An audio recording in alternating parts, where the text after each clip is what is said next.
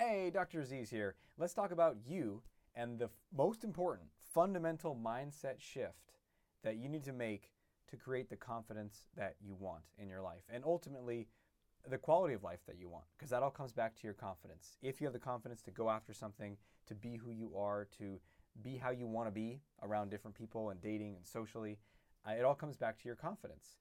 And there's a mistake that I see most people making when it comes to confidence building. And this actually came up twice with two clients that I'm working with in this week. And I thought I have to record a video on this so to make sure that you get this, because this is essential for your confidence and your growth. And here's the mistake I see people making. And you see this in dieting as well and fitness changes. The unconscious mindset is, how short of a time span do I have to do the uncomfortable stuff to get all the goodies? So how quickly can I lose the weight? How much do I have to work out? How little can I get by working out to get the fitness goal that I have for myself? This is kind of the unconscious attitude that we have. And it's the same thing when it comes to confidence building. Because you know by now, if you've watched my videos on this channel or anything else, my books, whatever, that you know that we have to build the confidence. The confidence is a byproduct of taking bold action in the world, of doing the things that scare you until fear has no power to stop you, and doing them repeatedly and again and again.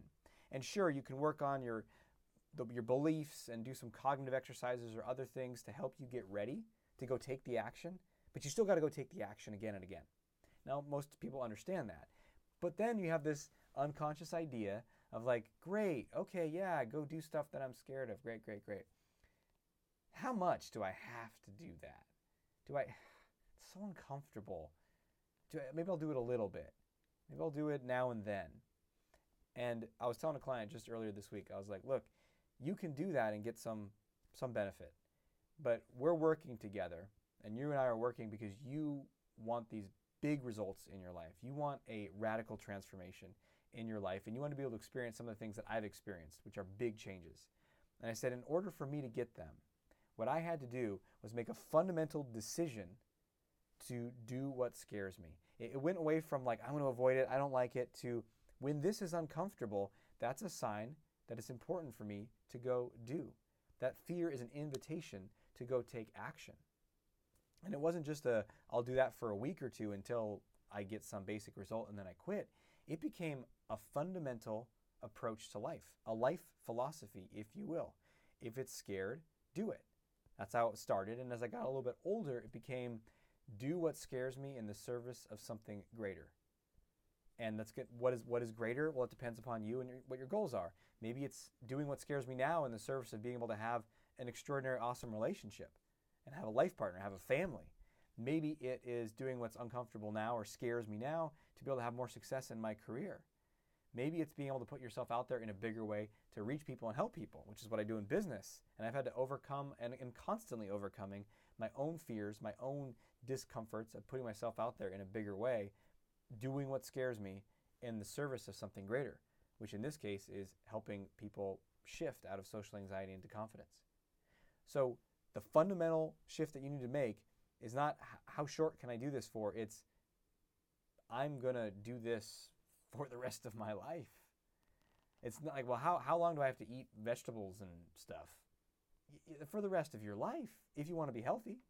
And so it's the same thing with your social confidence and your social fitness. So embrace that. Maybe a part of you tantrums against it. No, it should be easier. I had another client I was talking to, same thing, and he's like, yeah, but why do I have to work on this? And I was like, well, first of all, everyone has to work on their confidence. No one that you admire for their confidence was born that way. They had to do what scares them repeatedly. And secondly, what else are you going to do? Just settle for the life that's not satisfying for you? That's not the game that my client wants to play, and that's not the game that you want to play if you're watching these videos. So, what are the things that scare you? Make a list. Go do them. That's a simple two-step process. Make the list of scary things and go do them. And of course, there's gradual exposure. You can do a little bit at a time. You can pick the not scariest thing and work your way up. Confidence University, some of you have been asking about that. That is coming. It's coming in July. We're like beta testing it now and doing all kinds of fun stuff. But in there, we do a ton with graduated exposure, systematic action step by step. So the reason that's such a big part of the program is because I know just a bunch of more information in your head, it's not going to change anything. We got to get into that fundamental, consistent action. So make the list, do the things that scare you, and you will build confidence. It's formulaic. It's going to happen. It's just a matter of consistently doing it over time and really embracing that, really moving into it. And I'll share one more thing about this. You can say, okay, fine, I get it, I have to do it. All right, here I go. Or you can really embrace it. And what that looks like is, here, let me tell you a quick story. I was working on my social confidence, especially I wanted to approach women. This is when I was younger, in my 20s. And I was scared to talk to anyone.